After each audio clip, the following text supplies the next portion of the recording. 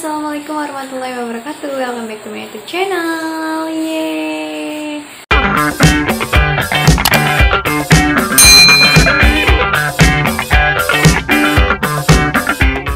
Nah, di video kali ini khusus banget aku bakal ngejelasin ke kalian perihal toxic people.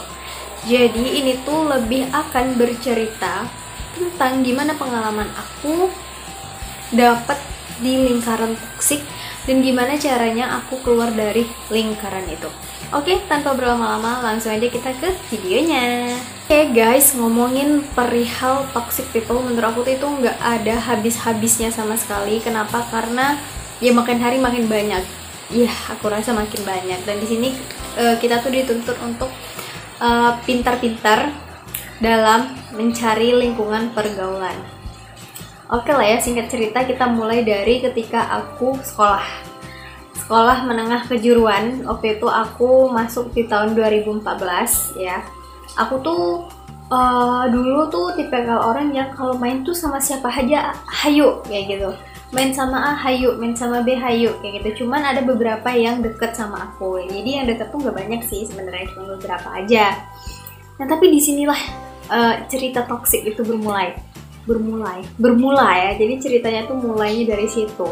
Jadi ketika aku kelas 3 SMK, kan kalau di SMK aku itu ya guys, kita tuh dari kelas 1 sampai kelas 3 tuh sekelas terus kayak gitu, dengan jurusan yang sama, orang yang sama kayak gitu. Jadi kita emang sekelas terus sampai kelas 3. Nah sampai pas itu tuh aku tuh berempat guys, temen deket tuh berempat. Aku disclaimer dulu ya, ini bukan mau ngejelek-jelekin teman aku, bukan. Nah di sini tuh aku mau berbagi pengalaman terkait lingkaran pertemanan aku. Jadi bukan untuk menjelek-jelekan teman aku. Nah lanjut. Jadi kan aku tuh berteman tuh berempat guys. Anggap aja lah A, B, C, D. Anggap aja aku A kayak gitu kan. Nah jadi pas kelas 3 itu kalau nggak salah, aku tuh ditawarin untuk ikut lomba puisi. Nah, asal kalian tahu ya, dulu public speaking aku tuh nggak selancar sekarang, dan aku tuh masih takut banget buat speak up di depan orang banyak kayak gitu kan. Dulu tuh takut banget kayak gitu kan. Nah, jadi yang nyaranin itu guru aku, dia bilang, En, coba deh ikut lomba puisi gini. Nah, kebetulan sebenarnya aku tuh adalah tipikal anak yang suka berkompetisi kayak gitu. Jadi aku kayak seneng dong kayak gitu kan, ditunjuk untuk coba ikutan lomba kayak gitu kan. Nah, saking senengnya ya, namanya kita seneng kayak gitu kan, kita pasti sharing dong sama orang terdekat kita. Nah, sharing dong sama teman-teman aku kayak gitu. Ini kita berempat tuh, otomatis aku ada 3 teman dekat gitu kan. Nah, 2 teman aku tuh kayak, iya bagus katanya gitu kan, coba aja gini. Nah, ada nih yang satu teman aku bilang gini, pokoknya dia bilang, yakin mau ikutan itu katanya gitu. Ntar kalau misalkan jelek malah malu-maluin, ya kamu juga yang malu katanya gitu, dia ngomong sama aku. Nah pokoknya kurang lebih dia ngomong gitu ya. Terus aku tuh kayak langsung down gitu loh gitu. Nah bener juga ya, aku malah membenarkan apa yang dia bilang guys, padahal aku belum nyoba untuk ikut lomba itu kayak gitu. Terus akhirnya aku nggak jadi ikut lomba itu karena perkataan temen aku tadi. Katanya nanti kalau misalnya kamu nggak bisa, malu-maluin aja, terus nanti kamu sendiri yang malu katanya gitu. Hasil aku nggak jadi ikut lomba itu guys. Nah sebenarnya masih banyak lagi toksiknya kayak gitu pas aku SMK. Nah singkat cerita, akhirnya aku lulus. Nah disclaimer, kalau nggak salah temen aku ini dia ngeklaim bahwasanya dia tuh mau kuliah, tapi dia nggak kuliah. Pasti dia nggak kuliah, dia akhirnya kerja kayak gitu. Sekarang dia kerja. Nah terus lanjut, aku udah kuliah. Aku semester 1 aku tuh dapet tempat tinggal yang itu tuh lingkungannya bener-bener islami gitu loh guys. Kalian tau gak? Lingkungannya tuh emang bener-bener islami gitu. Aku dapet nih lingkungan tempat tinggal itu. Otomatis lingkaran pertemanan aku tuh jadi jauh berbeda gitu loh. Yang sering kita bahas itu bukan untuk menjatuhkan, tapi itu lebih ke ngasih semangat, ngasih motivasi, ada seniornya ngasih masukan ke juniornya, pokoknya kayak gitulah. Nah jadi aku tuh juga ikut organisasi. Nah pas di organisasi itu ada kayak kajiannya gitu loh. Jadi ini kayak organisasi yang berbasis Islami gitu, dan aku ikut. Nah setelah itu tuh ada kayak kajian yang ngebahas perihal pertemanan. Nah di situ tuh aku dapet, pokoknya ustadznya waktu itu tuh bilang, ini nih hadis Nabi kalau nggak salah, yang dia bilang kalau kita tuh pengen ngeliat seseorang apakah dia rajin sholat atau enggak, kita tuh cukup lihat temennya aja, katanya gitu. Contohnya gimana sih? Contohnya misalkan aku nih, aku tuh pengen ngeliat si A tuh kira-kira orangnya gimana ya, kayak gitu. Katakanlah dia tuh rajin gak sih bikin tugas, kayak gitu kan. Anggaplah kita pengen tahu itu.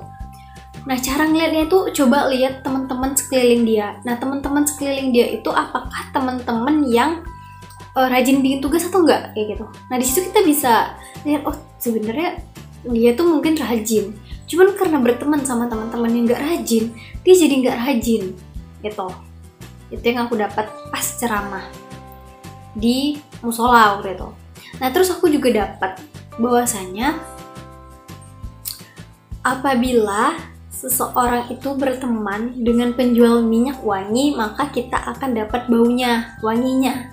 Tapi kalau misal kita berteman sama penjual minyak tanah, itu kita akan dapat baunya. Nah sama tuh kayak berteman. Kalau misalkan kamu berteman sama orang yang pintar, kamu pasti bakal kecipratan pintar. Kecipratannya itu dalam artian kamu kayak jadi lebih rajin belajar, karena kan sama-sama kayak mau berkompetisi gitu kan. Tapi kalau misalkan kamu berteman sama orang yang malas belajar, otomatis kamu bakal ikut-ikutan malas belajar.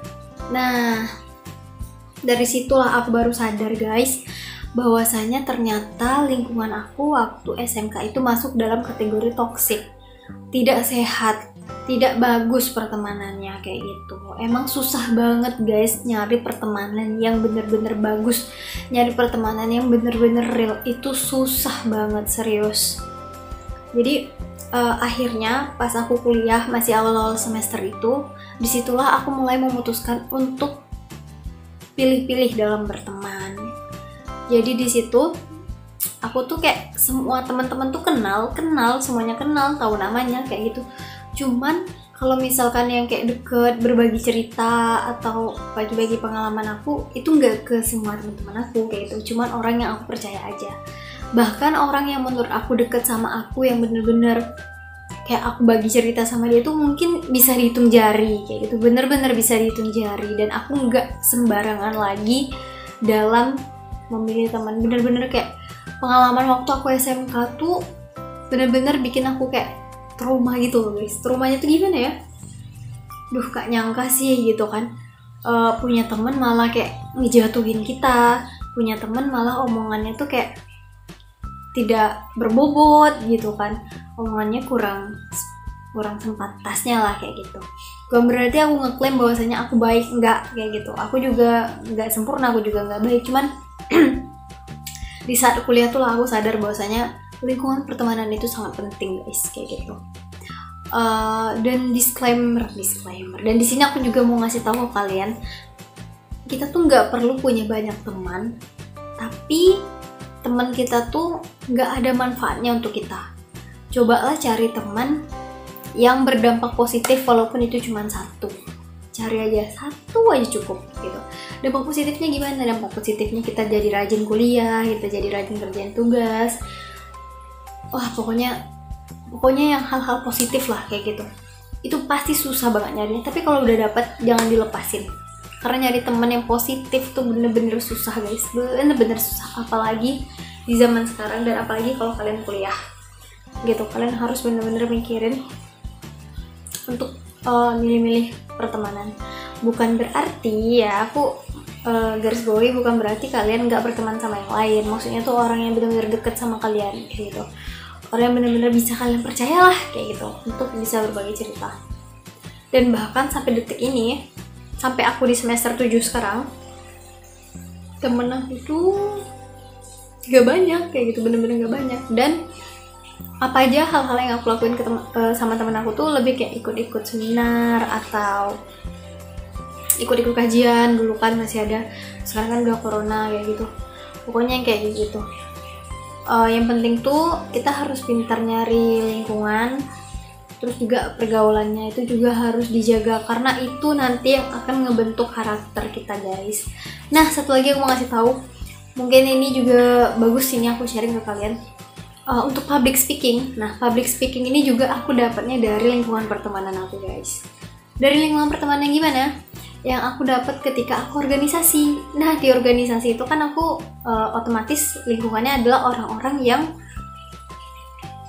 punya pemikiran yang berbeda kayak gitu. Nah bukan berarti yang nggak ikut organisasi enggak ya, jangan ngeklaim kayak gitu. Cuman kan kalau di organisasi itu ada nanti sistem diskusinya kalau misalkan kita mau ngadain event atau acara kayak gitu. Nah otomatis kan kita ngeliat tuh senior-senior kita, oh ternyata kayak gini ya cara public speaking, oh ternyata kayak gini ya. Terus pelan-pelan kita tuh bakal terlatih untuk bisa public speaking. Nah itu dia, itu dampak yang aku rasakan ketika kita bisa memilih lingkungan yang baik untuk kita kayak gitu. Jadi untuk membentuk sesuatu yang baik itu kita harus mulai dari diri kita sendiri, mulailah dari lingkungan kita sendiri supaya hasilnya itu juga bagus dan hasilnya itu juga maksimal. Nah jadi aku ingatkan sekali lagi ya ke kalian, video ini tuh bukan untuk menjatuhkan oknum-oknum lain, bukan, tapi ini tuh untuk aku mau sharing pengalaman aku supaya dijadiin pembelajaran untuk kalian dalam memilih lingkungan pergaulan, lingkungan pertemanan, supaya kalian nanti tuh bisa jadi orang yang lebih baik lagi kayak gitu. Jadi kita nilai diri kita tuh jangan bandingin kita sama orang lain, tapi bandingkanlah diri kita yang dulu sama diri kita yang sekarang, lebih baik yang mana kayak gitu. Kalau bisa yang sekarang tuh lebih baik dari yang dulu. Kalau misalkan yang dulunya kita nggak bisa public speaking, sekarang kita udah bisa public speaking, nah kan itu jadinya lebih baik. Oke guys, mungkin itu aja video dari aku. Mohon maaf apabila ada kekurangan dan kesalahan. Jadi video ini aku klaim sekali lagi tidak untuk menyindir oknum manapun. Dan buat kalian yang baru datang di channel ini, jangan lupa like, comment, dan subscribe channel ini supaya aku makin semangat lagi untuk bikin video. Terima kasih, dah.